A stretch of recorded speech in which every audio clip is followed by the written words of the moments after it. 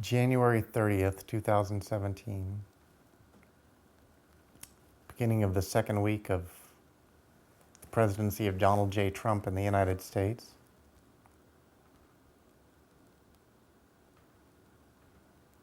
What an incredible time.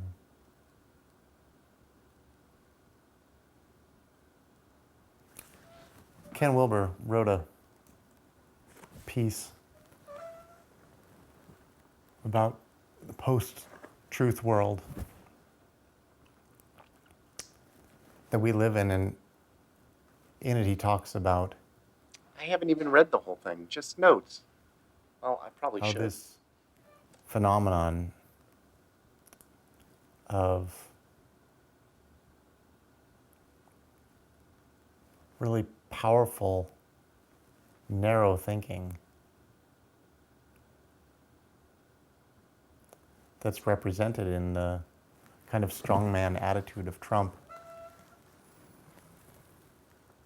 and is present in many places around the globe today, is the natural evolutionary adjustment of a forward momentum that exceeded its elasticity to separate itself from the base of its existence.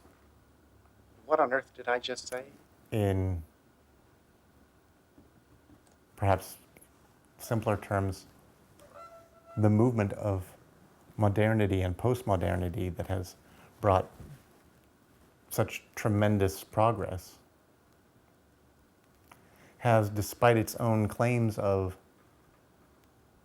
a better world and greater harmony and greater integration, left behind tremendously important elements of ourselves. Does that make sense? Ourselves I collectively? mean, this is easily seen in the environmental impact that the modern human species has on its environment, its biosphere, and also its impact as seen in the rise of a traditional humanity that is, in very meaningful terms, not brought along in the well-being and the richness that modernity and postmodernity claims it creates for all. Incredible social injustice.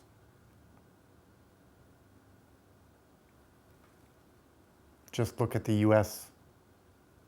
veterans system and how we care for the young men and women, often impoverished,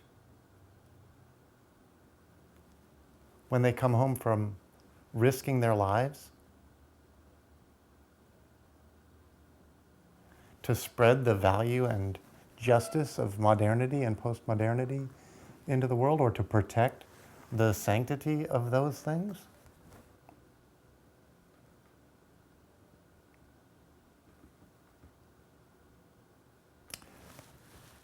The phenomenon that Trump represents, to me personally, can be very frightening. The decisions that he's making and the kinds of waste of resources, both material and human, the kinds of impact, pollution, social disharmony, the kinds of threat of violent response or volatile condition that sets up, both in just a physical sphere as well as economic and social spheres, can very easily and very quickly just get terrifying.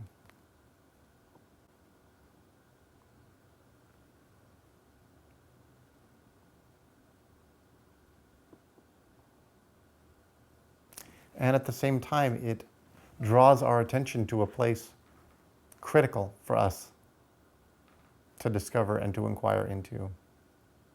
one that it seems clearly it takes this level of discomfort to discover.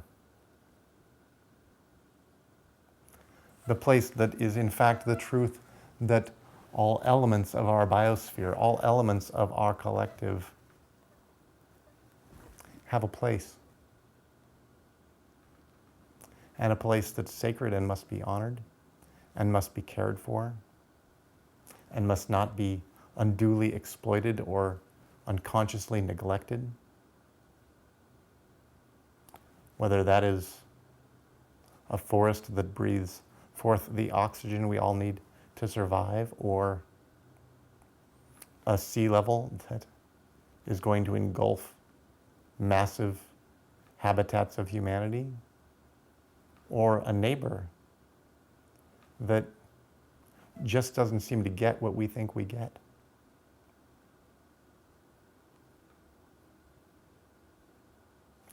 And having this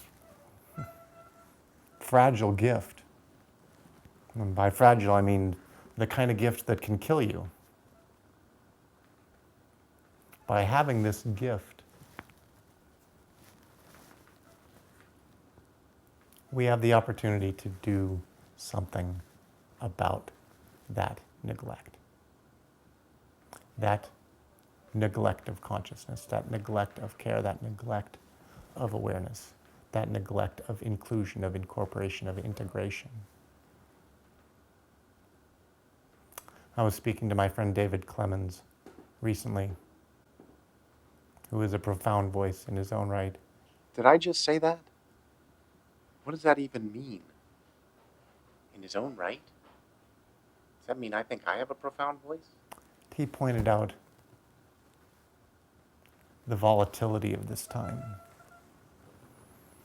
Is that an understatement?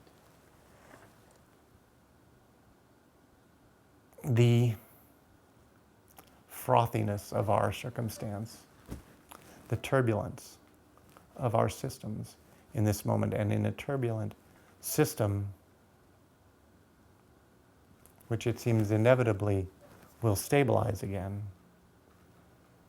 Though not necessarily in a good way. There's always the opportunity for something more beautiful, more harmonic, more powerful, more energetic, more creative, more wonderful to emerge, something to be born out of that volatility, that turbulence where all of the nutrients are unbound from one another and become available to be restructured in new ways. Turbulent systems can also just collapse into a greater degree of disorder. And that's a threat today. But I think the opportunity is to look for ways to really respect and honor what is asserting itself in the world right now. And to look to our own intelligence and passion and commitment and creativity to see, how do we work with this? How do we remember what we've forgotten or left behind and neglected? How do we make a place for that in our own hearts, our own lives? If we're of a progressive mindset today, how do we really make room for the compassion necessary to hear these elements that are so angry and so fearful that they might be willing to tear down real value in order to assert a need for safety and a saner pace. And no one can argue that the pace that modernity and postmodernity has asked of us exceeds the thresholds of sanity in the most dramatic terms. So we look at Trump and we see insanity, but I say we see a mirror. Now how do we recover from our own insanity? And what does it mean to go back to a peace and love of our own center that includes and has agility and room for our neighbors, and a love for them. The kind of love that wants to nurture their growth, to see what more beautiful value they'll bring forward, not some dissociative delusion that just says, you're great and you have a right to be an idiot, and I'm going to make room for you in my heart while I hate you until you die. Because that's just insanity and delusional.